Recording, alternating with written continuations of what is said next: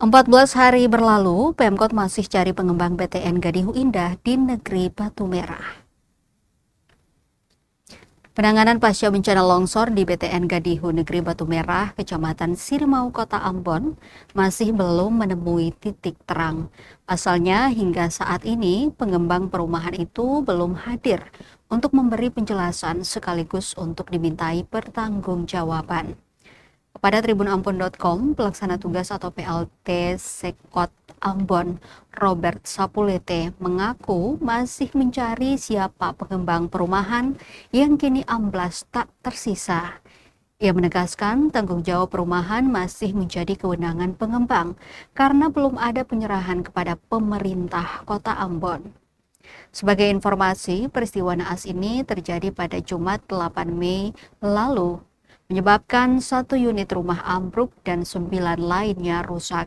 Sehari pasca kejadian itu, tepatnya pada 10 Mei, Wali Kota Ambon, Bedewin Watimena terjun untuk meninjau lokasi longsor tersebut. Berdasarkan hasil pemantauan, Wali Kota menyebutkan pembangunan ini tidak memenuhi aspek pertimbangan teknis pembangunan. Beberapa upaya penanggulangan tanggap darurat bencana saat itu telah dilakukan Pemkot kepada korban dengan memberikan logistik berupa tempat tidur, selimut, dan makanan siap saji. Bedewin mengimbau masyarakat untuk tidak membangun rumah pada lereng-lereng bukit yang dapat membahayakan diri sendiri dan banyak orang.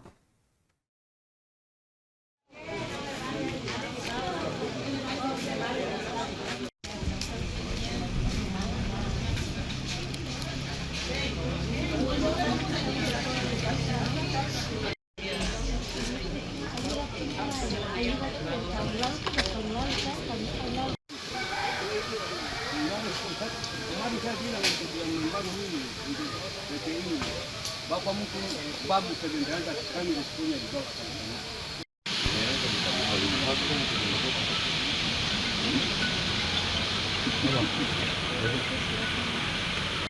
Ya Pak. Ya Pak, namanya kita tuh cari jalan bongkar semua. Ini bisa diturunin.